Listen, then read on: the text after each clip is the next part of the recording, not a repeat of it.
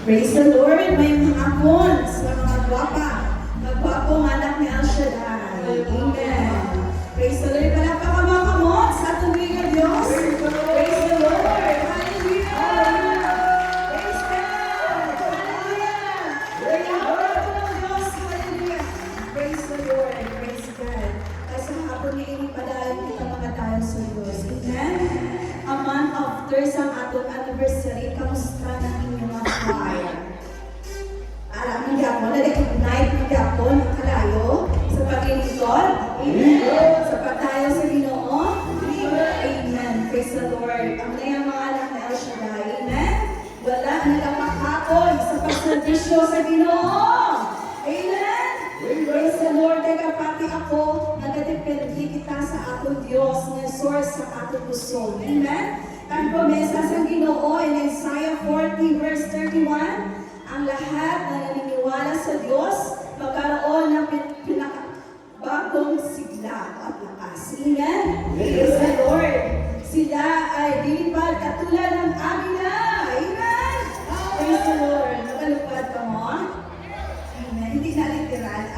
Kumbaga, may abot na sa atong kabuhi ng mga trials. Wala kita na-focus sa trials, kundi overpass kita. Like sa kagilangan, kalupad. Amen? Praise the Lord. Sila ay tatakbo, ngunit hindi mapapagod. Amen? Sila ay lalakad, hindi mamihina. Amen? Praise the Lord. Kaya ang source ng ating puso, hindi ang ating kaugalingon. Amen?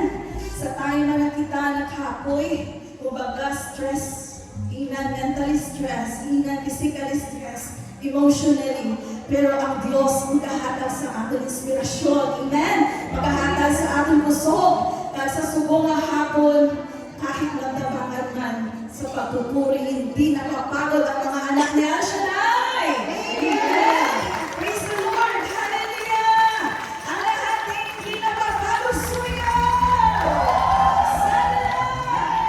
Amen. Ang para sa iyo makagalingon, hindi ko pipigilan